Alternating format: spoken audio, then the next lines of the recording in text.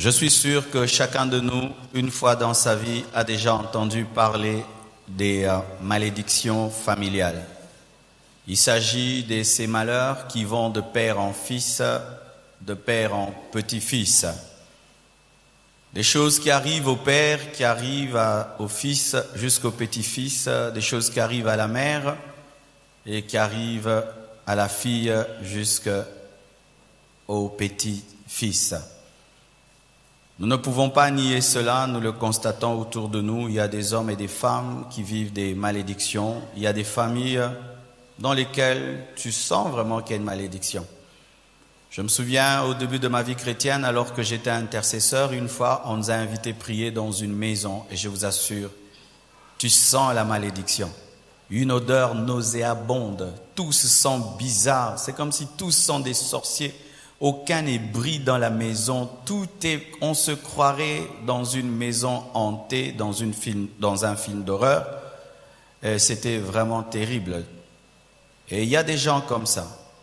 Il est en ce lieu, mais il est en train de vivre la vie de son père, la vie de sa mère. Béni soit Dieu si c'est une bonne vie, mais je pars dans le mauvais sens. Tu mènes la mauvaise vie de ta mère, la mauvaise vie de ton père. Ce qui est arrivé en mal à ton père t'arrive aussi. Ce qui est arrivé en mal à ta mère t'arrive aussi. Que dit la Bible face à cela? Depuis, je crois, une semaine, nous sommes en train de parler de la différence entre l'ancienne alliance et la nouvelle. Et le Seigneur est en train de nous faire du bien. Mercredi et vendredi passés, une forte gloire de Dieu est tombée en ce lieu. Et vraiment, nous sommes en train de vivre la puissance de ce message. Il n'y a pas de plus de puissance que la vérité. Amen. Hein? Prêcher la vérité libère la puissance de Dieu. Et je conseille à tous les frères et sœurs qui ne viennent que dimanche, osez venir en semaine et vous allez vivre la puissance et l'onction de Dieu. Le dimanche, on a un petit problème, c'est que les 3 cultes se chevauchent et on a du mal vraiment à couler dans l'onction comme il se doit parce qu'il faut encore arrêter pour le 2e et le 3e culte. Je ne suis pas là pour nier qu'il n'y a pas de malédiction familiale, mais je suis là pour présenter la doctrine biblique à ce sujet. Lorsque nous étudions la famille d'Abraham, nous voyons déjà Térakh, son père, était un homme qui adorait les idoles, il adorait le soleil. Et cet homme n'a pas vu la gloire et la bénédiction de son fils. Ce qui n'est pas une bénédiction que tu puisses élever un fils, il devient un grand homme et toi tu es déjà mort, tu n'as pas vu et contemplé ce que Dieu a fait au travers de ta postérité. Abraham, nous voyons qu'un jour dans sa vie il a eu à mentir pour sauver sa vie parce qu'un roi avait apprécié sa femme Sarah qui était très très belle. Il dira à sa femme, fais-toi passer pour ma sœur.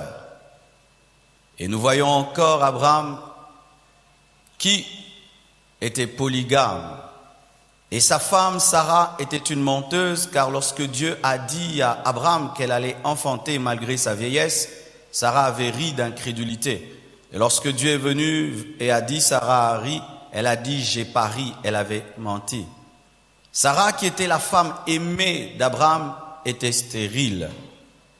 Et nous voyons toujours dans la maison d'Abraham son fils aîné qui n'est pas Isaac, car Isaac n'est pas le fils aîné d'Abraham, n'a pas reçu la bénédiction principale, mais c'est le fils cadet Isaac qui a reçu cette bénédiction. Et lorsque Isaac aussi fonde sa famille, nous voyons que lui aussi ment comme son père Abraham. Un jour encore, un roi aime sa femme Rebecca qui était belle de figure et belle de corps et il dit comme son père Abraham que c'est sa sœur. Et nous voyons toujours Rebecca, la femme d'Isaac qui était stérile comme Sarah, la femme d'Abraham. Nous voyons encore Rebecca qui était menteuse comme Sarah parce que Rebecca a poussé son fils Jacob qu'elle aimait beaucoup à se faire passer pour Ésaü. Elle a fomenté un mensonge pour que son fils préféré soit béni à la place d'Ésaü. Mais c'est aussi Rebecca, comme Rachel, plutôt Sarah, n'a pas vu la gloire d'Isaac car elle était déjà morte avant même qu'Isaac ne se marie. D'ailleurs, Rebecca a été épousée pour que Isaac soit consolé de l'absence de sa mère. Mais nous voyons aussi Rebecca, la femme d'Isaac, n'a pas vu la bénédiction de son fils Jacob. Lorsque Jacob est devenu Israël, sa mère Rebecca, qui avait fomenté tout cela, n'était plus. Et encore là, nous voyons le cadet qui supplante l'aîné. Jacob, qui est le cadet, prend la place d'Ésaü parce que dans cette famille, les aînés étaient des irresponsables et n'avaient pas l'étoffe pour être des leaders. Jacob, fils d'Isaac, lui, il n'a pas seulement menti, il s'appelait mensonge. Sa femme préférée, Rachel, était stérile aussi. Et on lui a aussi pris sa femme, mais par son beau-père Laban, qui lui a donné Léa à la place de Rachel.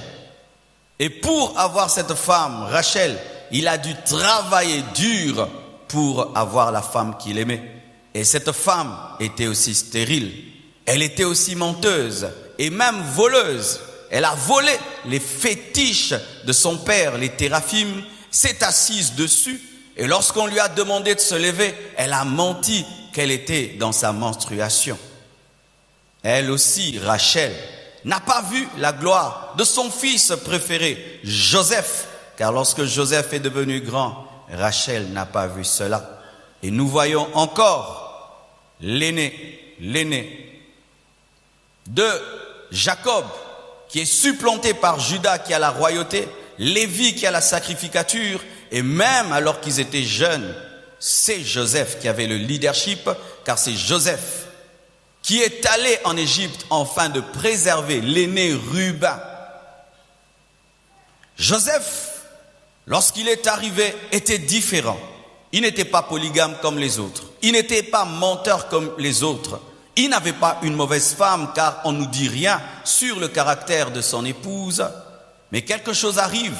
Lorsque Jacob veut bénir les fils de Joseph, il met sa main droite sur Éphraïm, qui est le cadet, et sa main gauche sur Manassé.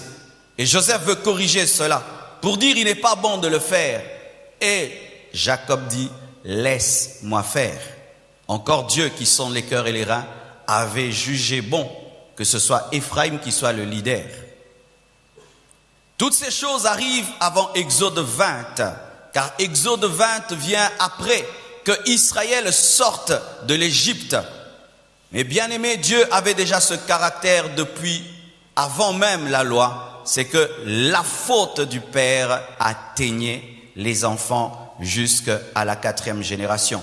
Et j'aimerais que vous précisez ceci, c'est Dieu qui maudissait, ce n'était pas le diable. Dis à ton voisin, c'est Dieu qui maudissait, ce n'était pas le diable.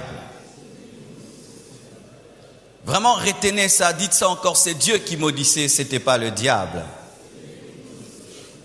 Parce que des fois, nous attribuons Exode 20 à Satan. Ce n'est pas Satan qui parle, c'est Dieu qui parle, qu'il maudit jusqu'à la 4e génération, ce n'est pas Satan. Alléluia. La malédiction jusqu'à la 4e génération n'émane pas du diable, mais émane de Dieu. Mais le diable est un instrument de Dieu quand Dieu maudit, mais ce n'est pas lui qui engendre la malédiction. Ainsi, quand Dieu arrête de maudire, Satan ne peut plus continuer parce qu'il est envoyé. Si tu pouvais comprendre ce que je viens de dire, si tu pouvais comprendre ce que je viens de dire, je le redirai bien à la fin, frères et sœurs. Et nous voyons Jérémie, dans Jérémie 31, verset 29. La Bible dit ceci, une promesse de changement, une prophétie sur la nouvelle alliance, car Jérémie est l'un des grands prophètes de l'ancienne alliance. Il dit ceci, en ce jour-là, on ne dira plus, les pères ont mangé des raisins verts et les dents des enfants en ont été agacées.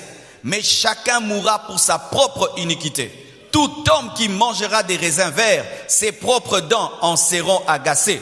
Voici les jours viennent, dit l'Éternel, où je ferai avec la maison d'Israël et la maison de Juda une alliance nouvelle, non comme l'alliance que je traiterai avec leur père le jour où je les saisis par la main pour les faire sortir du pays d'Égypte, alliance qu'ils ont violée, quoique je fusse leur maître, dit l'Éternel. Mais voici l'alliance que je ferai avec la maison d'Israël après ces jours-là, dit l'Éternel. Je mettrai ma loi au-dedans d'eux, je l'écrirai dans leur cœur et je serai leur Dieu.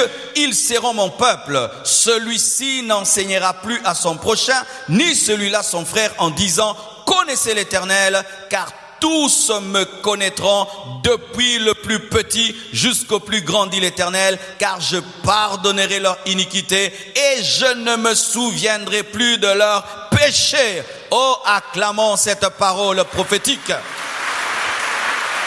Alléluia. La Bible n'est pas seulement faite que d'Exode, elle est aussi faite de Jérémie. Alléluia.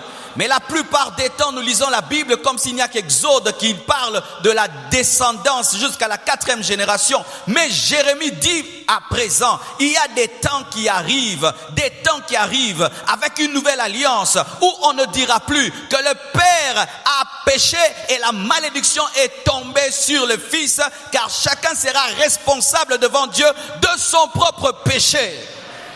Avec Moïse dans Exode, lorsque le père mange des raisins verts, cela agace les dents des enfants jusqu'à la 4e génération. Mais lorsque Jérémie vient, il prophétise la nouvelle alliance disant en ce temps-là, et moi je ne dis plus en ce temps-là, je dis en ce temps-ci, en ce temps-ci, en ce temps-ci, on ne dira plus que le père a touché les fétiches et les démons sont entrés dans les enfants. En ce temps-ci, on ne dira plus que la mère a péché et la malédiction est venue sur les enfants. On ne dira plus, lorsque le père péchera, ce sera son propre péché. Lorsque la mère péchera, ce sera son propre péché. En ce temps-ci, si tu choisis Exode, moi je choisis Jérémie. Alléluia. Et écoutez ceci, frères et sœurs, tu peux dire que cela ne concerne qu'Israël. Est-ce qu'il y a une preuve que ce que Jérémie a dit nous concerne nous aussi en tant qu'Église? Voici une précision qui est donnée au sujet de la nouvelle alliance. On dit personne n'enseignera plus à l'autre. Amen. Et lorsque tu lis 1 Jean 2 verset 27, 1 Jean 2 verset 27, la Bible dit ceci: pour vous, l'onction que vous avez reçue de lui demeure en vous et vous n'avez pas besoin qu'on vous enseigne. Mais comme son onction vous enseigne toutes choses et qu'elle est véritable et qu'elle n'est point d'un mensonge, demeurez en lui selon les enseignements qu'elle vous a donnés. La parole prophétique de Jérémie s'est accomplie dans 1 Jean 2 verset 27. C'est une dimension aussi pour l'Église. Alléluia. Ainsi, dans la nouvelle alliance, on ne subit plus les conséquences des péchés des parents. Je répète, dans la nouvelle alliance, on ne subit plus les conséquences des péchés des parents. Je répète, dans la nouvelle alliance, on ne subit plus les conséquences des péchés des parents. On ne subit plus. Sinon, Jésus est venu en vain.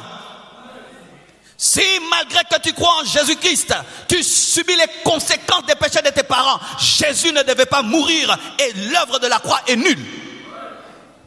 C'est grave, bien-aimés frères et sœurs, que de dire qu'un chrétien, malgré qu'il est chrétien, Dieu continue à le frapper, alors qu'il y a des gens dans la nouvelle alliance qui n'étaient même pas touchés par la malédiction des pères. Des hommes comme Joseph. Frères et sœurs, dans le Nouveau Testament, si pendant que tu es assis sur ta chaise, ton père est dans la maison d'un féticheur bien-aimé, prie pour lui pour qu'il se convertisse, mais ne prie pas pour être protégé, parce que rien ne va t'arriver. Donnez-moi la main que j'avance. Si on vient te dire, on a vu tes parents, ils étaient dans une loge avec ta photo et ils ont offert au diable de bien-aimer, ne va même pas intercéder, bien-aimé, rien ne peut t'arriver parce que le sang qu'il présente n'est pas un vrai sang.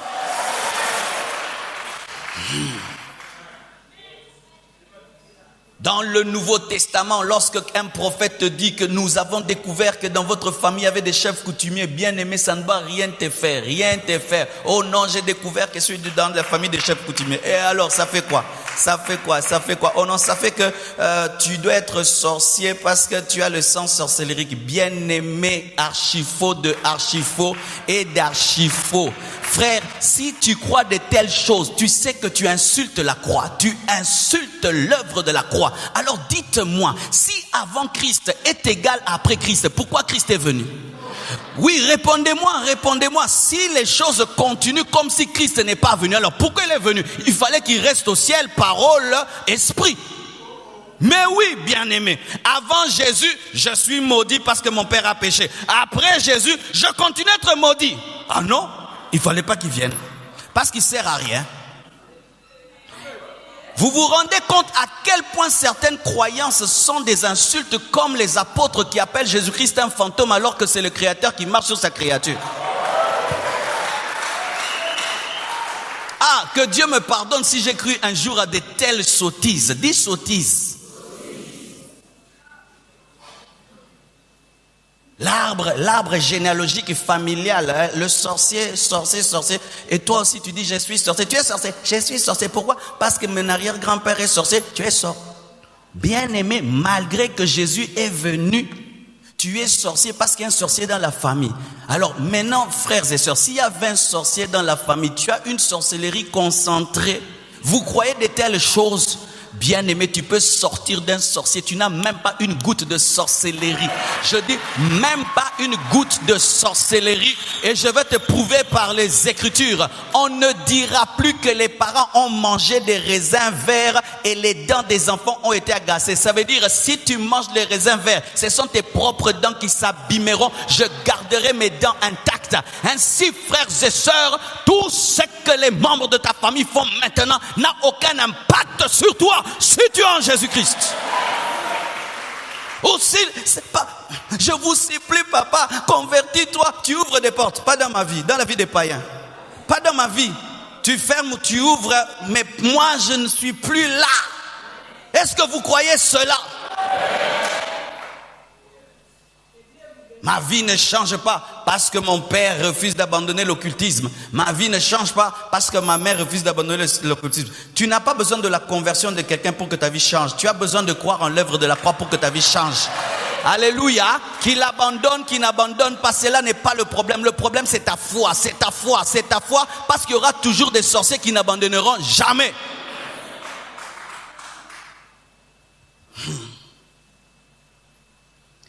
Bien-aimés frères, mais comment se fait-il que malgré tout ce que je dis, il y a des chrétiens qui vivent des malédictions familiales? Tu regardes sa vie malgré qu'il prie, il vit des malédictions familiales. Tu regardes tout ce qu'il fait, tu sens qu'il est maudit, rien n'avance, rien ne va bien. Tu sens qu'il y a une malédiction. Tu regardes la vie de son père et la vie de sa mère, la vie des frères et sœurs qui sont païens. Il a la même vie des païens alors qu'il est chrétien. Comment arriver à expliquer cela? La première chose qui cause cela, c'est l'ignorance. La Bible dit, mon peuple périt faute de connaissance. Tu peux vivre des années dans une prison ouverte et rester prisonnier si tu n'as pas l'information que la porte a été ouverte. Et tu peux rester lié des années sous des malédictions où les puissants des ténèbres agissent dans ta vie alors qu'elles n'ont plus le droit de le faire, mais tu as un problème de connaissance. C'est pourquoi je vous décourage à avoir une vie de prière déséquilibrée sans la connaissance des Écritures. Vous serez comme des avocats qui vont au barreau, qui n'ont pas la maîtrise des articles, mais qui ont compassion de leurs clients.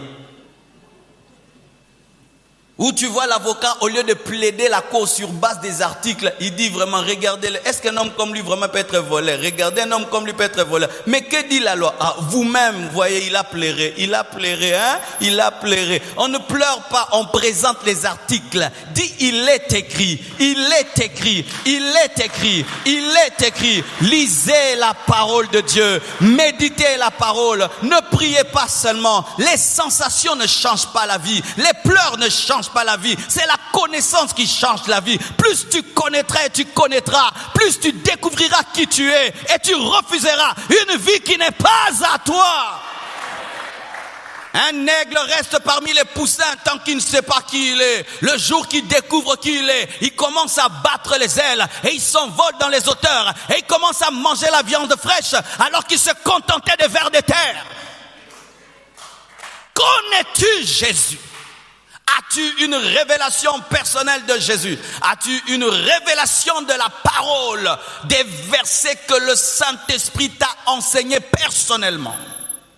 Avez-vous cela, frères et sœurs? Car si tu n'as pas cela, tu risqueras de vivre comme un maudit alors que Christ a tout fait. Aimez la connaissance, frères et sœurs. Refusez cette vie chrétienne remplie de paresse où on ne fait que prier, mais on a du mal à lire la Bible. Vous savez, c'est facile de prier, mais difficile de lire la Bible. Hein? Je vous assure, facile de prier, difficile de lire la Bible. C'est seulement quand tu vas commencer à ouvrir la Bible que tu découvriras ce qu'il est écrit sur toi. Et je t'assure, si tu ne dépends que de mes méditations, tu ne connaîtras que ce que je connais, alors que des fois, il faut du self-service spirituel où tu vas te nourrir toi-même dans la Bible, y trouver des choses qui te concernent toi-même, car des fois, je ne prêcherai jamais le problème que tu as et tu dois chercher dans la Bible ce que la Bible dit au sujet du problème que tu as. Depuis que tu es dans cette église, ai-je déjà prêché Habakkuk? Mais peut-être que ton verset est dans Habakkuk, mais tu n'aimes pas lire la Bible. J'ai lu Habakkuk pour moi-même. J'attends qu'un jour le Saint-Esprit me donne un verset Habakkuk pour te le donner. Mais jusque là, je ne l'ai pas encore, frère. Mais peut-être que Habakkuk t'attend. Est-ce que j'ai déjà donné un verset dans Nahum? Nous allons lire Nahum. Mais il y a un verset qui t'attend dans Nahum. Mais tu ne l'as jamais lu. Frères et sœurs, la connaissance. Je suis fatigué des chrétiens qui aiment prier, mais qui ne veulent pas connaître. Chaque année, tu ne grandis pas. Bien aimé, il faut grandir tous les jours dans la connaissance de ta parole, de la parole. Et tu vas commencer à te moquer de toi-même. Quand tu es un enfant, tu peux avoir peur même d'un fil dans le noir pensant que c'est un serpent. Mais quand tu grandis, tu vas enlever le fil et dire « Eza nangora lacé ». Kola okolongola lacé. Mais quand tu n'es pas grand, tu vas trembler. Un serpent, un serpent, un serpent. Mais le grand, il enlève le lacet. La différence, c'est quoi? La maturité. Le manque de foi. Une autre chose qui fait que les chrétiens, malgré qu'ils se disent qu'ils sont chrétiens, sont sous la malédiction, c'est parce qu'ils n'ont pas la foi. Frères et sœurs, c'est par la foi que nous sommes sauvés et c'est par la foi que nous entrons en possession de notre héritage. Si tu n'as pas la foi, Jésus ne peut rien faire pour toi. Pierre s'est noyé devant Jésus.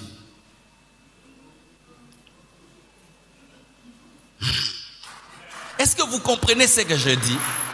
Jésus est là, Pierre s'est noyé. Pourquoi? Il n'avait pas la foi. Quand tu sens la présence de Dieu et tu n'as pas la foi, malgré la présence de Dieu, Satan te touchera. Car ce qui te protège, c'est le bouclier de la foi. Et si tu n'as pas de bouclier, frère, le diable t'atteindra. Un homme qui a la foi ne parle pas comme tout le monde. Et il ne peut pas dire, ça c'est c'est la maladie familiale. Un homme qui a la foi ne dit pas, je mourrai comme mon père, je mourrai comme ma mère, je finirai comme mes frères et sœurs. Tu n'as pas la foi. La foi transforme ton langage et t'amène à parler ce que tu as en Jésus. Personne dans ma famille n'a eu sa licence. Moi aussi, je ne l'aurai pas. Toutes mes sœurs ont eu des enfants à la maison. Moi aussi, je finirai ainsi. Mon père est mort à tel âge. Moi aussi, je mourrai à cet âge. Ce que tu dis révèle que tu n'as pas la foi. Et tu vivras ce que tu dis. La foi. La foi, c'est chasser le diable et croire qu'il est parti sans le sentir. Nous avons un problème lorsque nous chassons les démons, bien-aimés. Nous chassons les démons sans croire qu'ils partent. Un nombre de fois, quand il chasse le diable, il s'attend à ce qu'il part.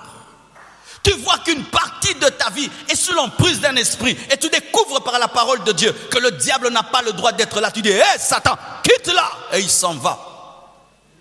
S'attendre. J'ai un chien à la maison. Certains lui disent, allez, va! Il ne part pas. Il sait que toi, quand tu dis, tu joues. Mais il y a d'autres systèmes, il lève la voix. Mon chien part. Pourquoi? Et les démons sont ainsi. Quand tu chasses les démons, est-ce que tu t'attends à ce qu'ils partent ou qu'ils s'agitent? La connaissance, la foi. Frères et sœurs, vous devez arrêter les confessions négatives et arrêter de dire « ça c'est la maladie de notre famille ». Bien-aimé, ne dis jamais cela. La maladie de notre famille, non, c'est la maladie des païens de notre famille. Alléluia. Ça, ce sont les problèmes qui tuent les païens de notre famille. Mais ne te mets jamais dans un groupe alors que Dieu t'a fait quitter le groupe. Changez votre langage. Ne dites plus ce que Dieu ne peut pas dire. Arrêtez de confesser des choses que Dieu ne dit plus. Arrêtez de créer dans vos vies des choses que Dieu a détruites.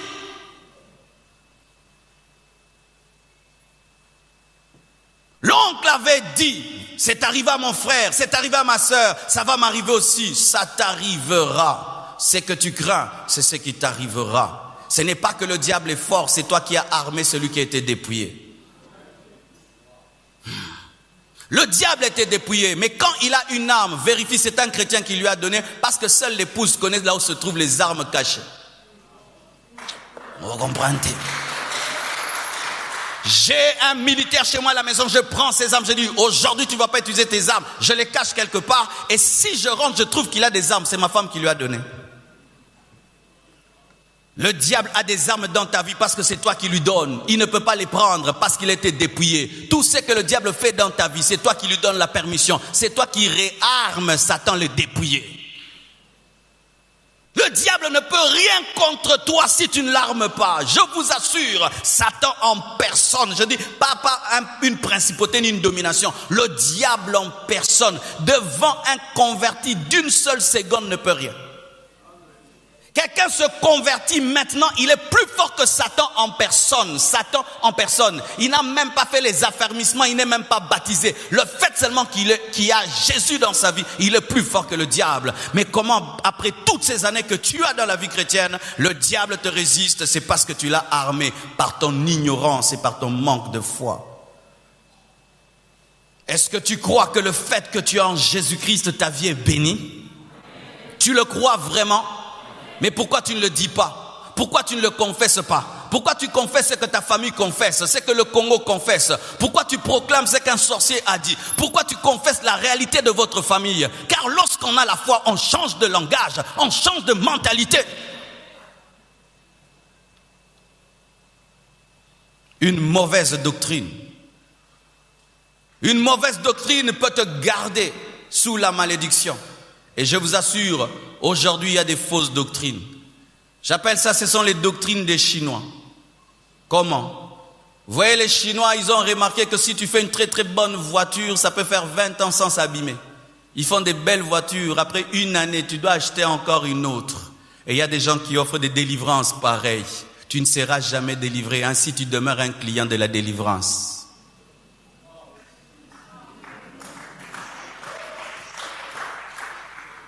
Je te regarde mon frère, toi qui vas dans des endroits où on vous prêche des délivrances que vous n'aurez jamais. Tu as fait combien d'années là-bas? Tu n'es toujours pas délivré? Il faut que tu réfléchisses, c'est aussi Mbaté.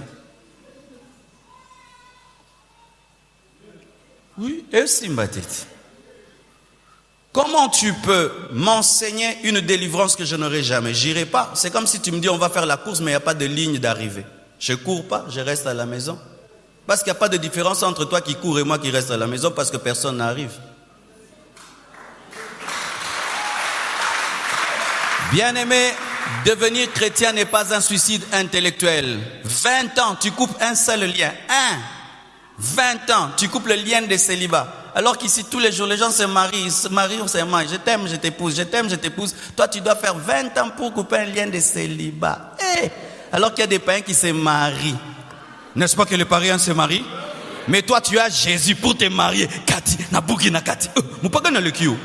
Donne-moi la main, je parle. Mais oui, mais oui, mais oui, mais oui.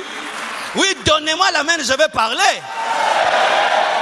Une païenne, elle n'a même pas reçu Jésus. Elle va dans une boîte de nuit. Amen. Hein? Un homme la regarde et l'épouse. Toi, tu pries, tu écoutes la parole pour que tu te maries 10 ans de kokata de kobuka. Vous croyez de telles choses?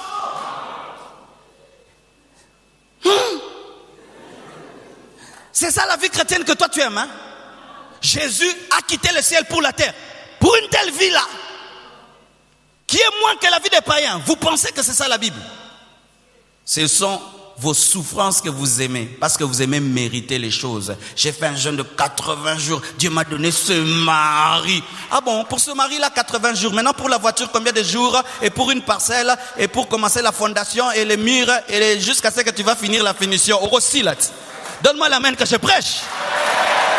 Jésus a tout accompli.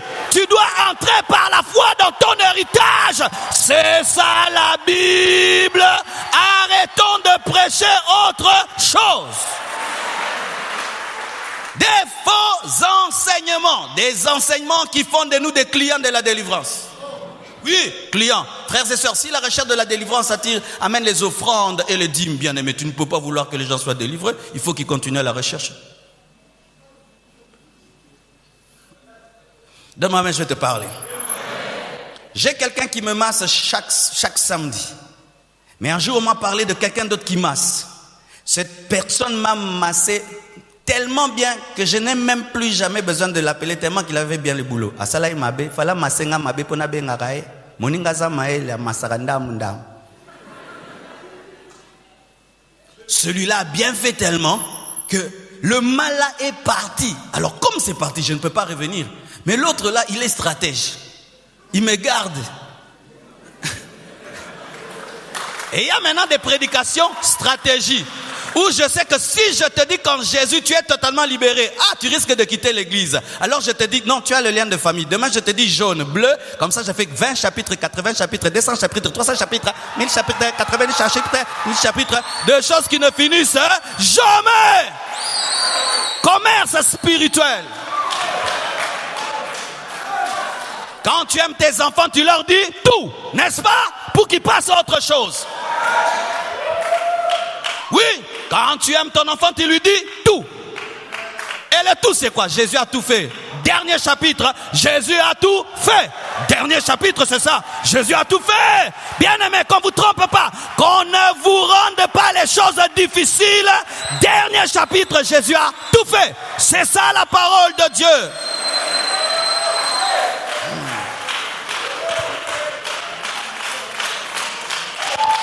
Je vois des gens qui ont un esprit de polémique. Je n'ai cité le nom de personne.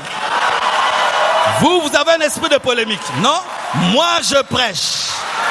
Moi, je prêche.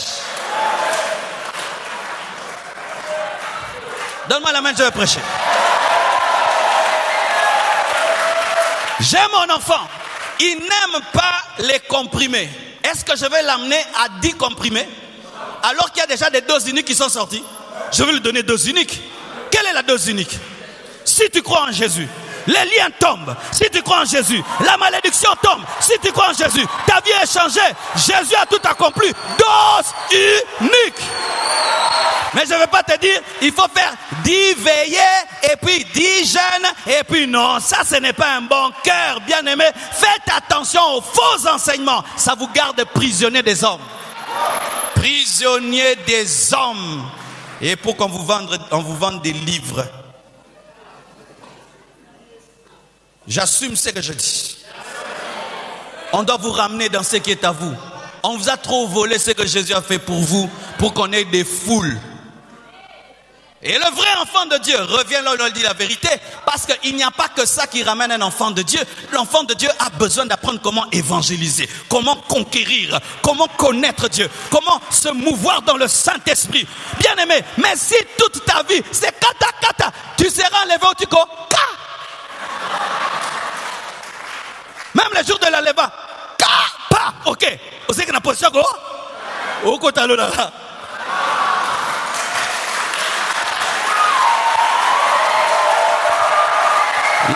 Il est temps d'adorer Jésus. Il est temps de louer, de te réjouir de ton héritage en Jésus. Il est temps de louer, de te réjouir de ton héritage en Jésus.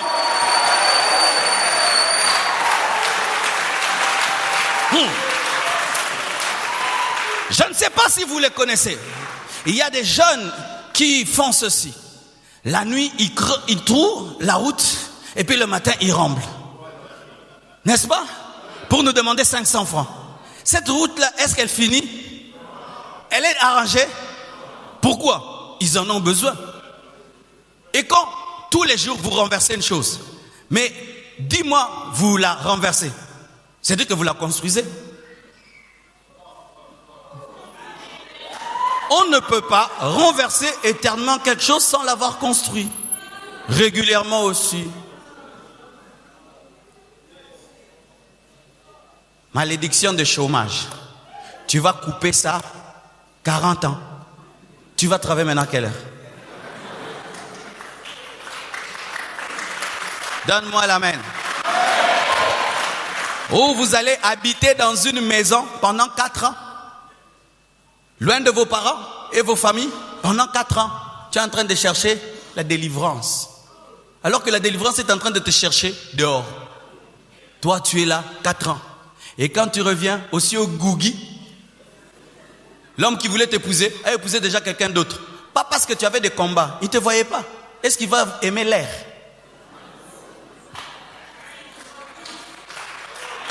On va engager quelqu'un qui s'est caché dans une permanence pendant 4 ans. On va t'engager là-bas. Est-ce que leurs propres enfants habitent là-bas? Leurs enfants habitent là-bas. Mais on vous fait habiter là-bas. Leurs familles habitent là-bas. Leurs enfants habitent là-bas. Leurs enfants sont parfaits. Mais ils habitent là-bas. Ils font les affaires. Hein? Ils cherchent. Hein? Vous restez là-bas. Hein? Il faut comprendre, bien aimé, vous connaîtrez la vérité vous affranchira. Vous ne devez pas être sous l'emprise des fausses doctrines.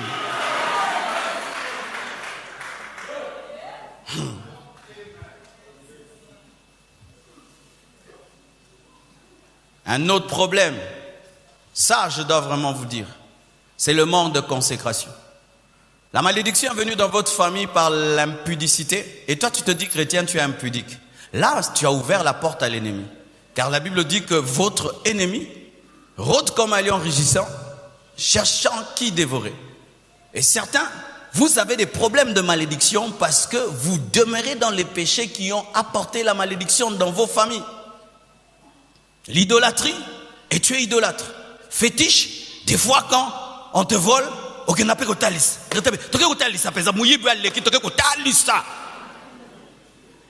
le féticheur a kangé le mouyibi. Mais kangi peut vivre, non? Quelle est ta vie? C'est facile de dire, ah papa, tu as détruit nos vies à cause de ça. Maman, tu as détruit nos vies à cause de ça. Mais quelle est ta vie? As-tu une meilleure vie? Ou tu es aussi impudique, ivrogne, menteur, escroc, voleur, comme les membres de ta famille? Tu es là toujours à juger. Papa, c'est toi qui as amené des problèmes, mais tu as la même vie que ton père. Vivre dans la sainteté ferme la porte à l'ennemi. Vivre dans la crainte de Dieu ferme la porte à l'ennemi. Et vous ne devez pas transformer le sang de Jésus-Christ en douche où matin, midi, soir, tout le temps vous péchez. Le péché doit devenir un accident dans vos vies. Quelque chose que vous commettez tellement rarement. Mais lorsque ta vie c'est péché sur péché et sur péché, même si la Bible dit qu'en Christ tu es béni, tu ne vivras pas cette bénédiction parce que tu ne marches pas dans l'obéissance. Dieu n'encourage pas le péché. La grâce n'encourage pas le péché. Si tu vis dans la grâce et dans le péché, tu n'as pas compris la grâce. Car la connaissance de la grâce te remplit de reconnaissance. Et cette reconnaissance t'amène à dire à Dieu merci par une vie de sanctification. Alléluia. Et aussi des fausses nouvelles naissances. Certaines personnes supposent que le fait que de venir à l'église fait d'elles des chrétiens. Alors il n'a pas donné vraiment sa vie à Jésus-Christ. Il n'est pas né de nouveau. Car tu peux venir à l'église comme Nicodème, tu t'approches de la loi, mais tu n'es pas né de nouveau. Et tu penses que le fait de venir à l'église, d'avoir une conversion des pieds, une conversion des lèvres, une conversion mentale, rationnelle, sans que ce soit une conversion de cœur, fera que tu puisses bénéficier de l'héritage des enfants de Dieu. Ça fera que tu viens à l'église année après année, et comme tu n'es pas né de nouveau, tu n'es pas converti, tu vis les malédictions de ta famille et tu dis, que Dieu n'est pas fort. Mais je me suis converti, ma vie ne change pas, je vis toujours la vie de mes parents, de mes frères et sœurs, mais je ne vois pas la promesse. Mais est-ce que tu t'es converti? Lorsqu'un homme est converti, il y a un signe, il y a un passé dans sa vie et un présent. C'est-à-dire, tu peux dire, j'étais et je suis devenu. Si tu ne peux pas dire cela, tu n'es pas né de nouveau. Quiconque est né de nouveau peut dire, avant j'étais, maintenant je suis. Si tu ne dis pas ça, frère, même si tu donnes l'offrande, même si tu donnes la dîme, tu n'es pas un enfant de Dieu. Et la malédiction familiale t'atteindra parce que tu n'es pas enfant de Dieu et tu ne peux être adopté par Christ. Vivre dans le péché, vivre sans une vie de consécration, ne pas être né de nouveau, fera que la malédiction sera continuelle.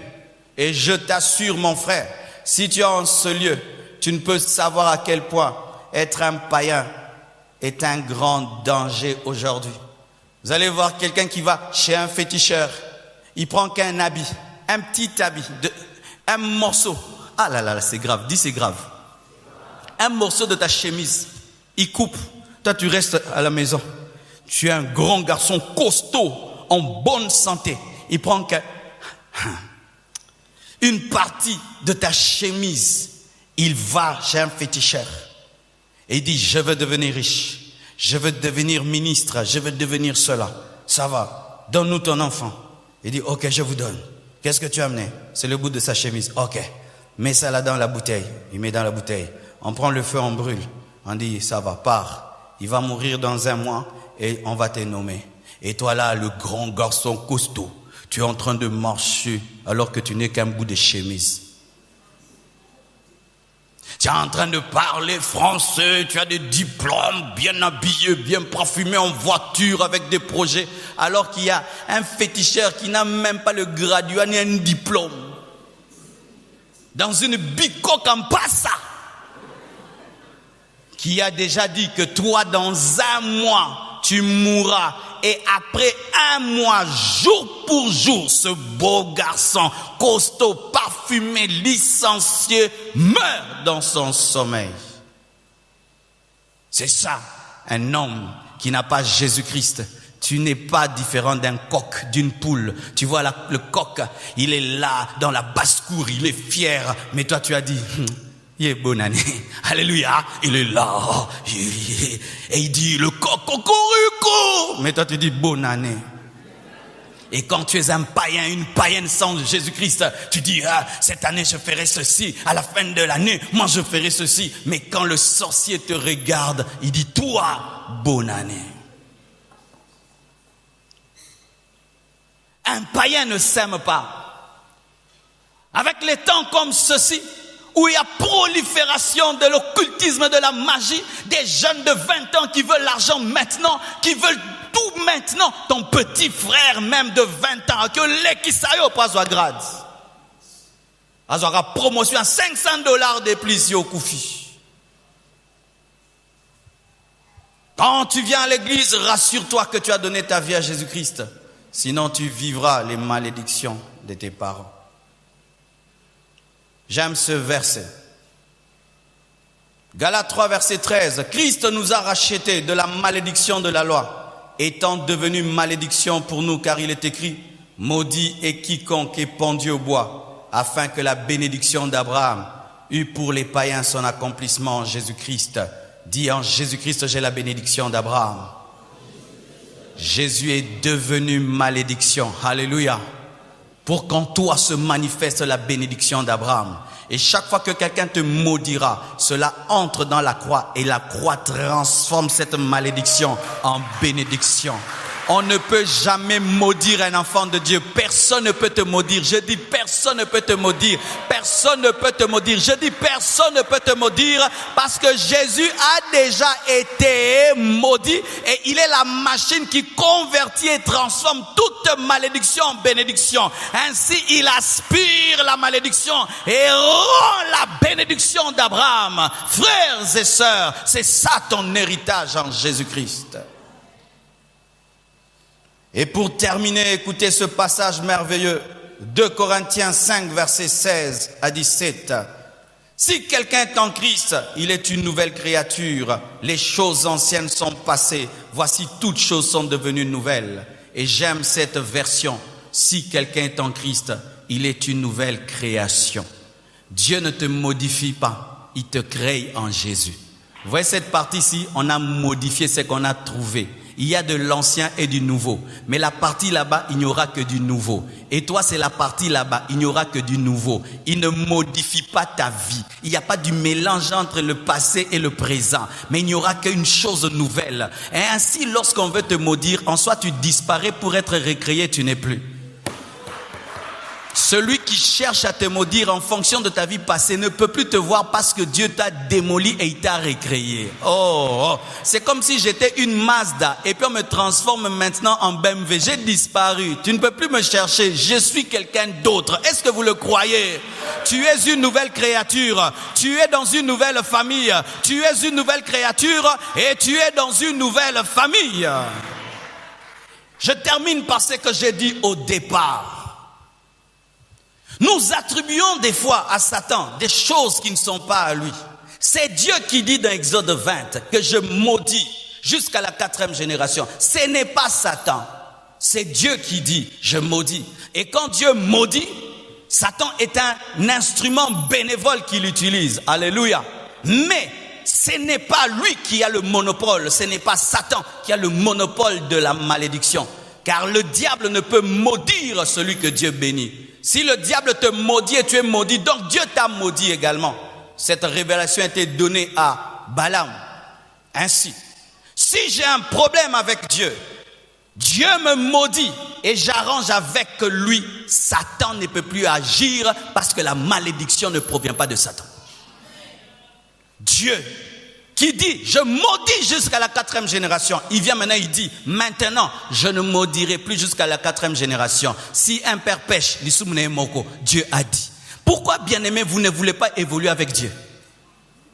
Lui-même dit, mais tu restes maintenant dans des choses, des liens, comme mon père a fait, comme ma mère a fait. Donc, Dieu avait dit, maintenant il a dit. N'est-ce pas que Jésus dit, il vous a été dit, maintenant moi je vous dis.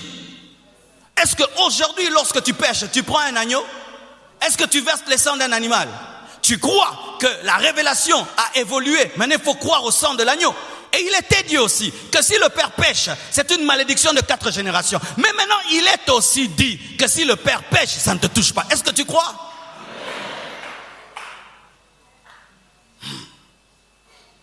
Si tu crois, voici ce qui va t'arriver. La connaissance de ce que tu es te donnera la joie et la paix. Et tu arrêteras de créer des choses qui n'existent pas, car certaines malédictions que vous brisez ne sont que psychologiques.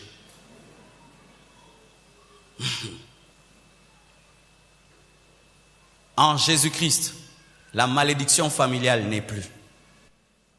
C'est lorsqu'il y a le péché, l'ignorance, le manque de révélation. Que Dieu bénisse vos familles. Amen.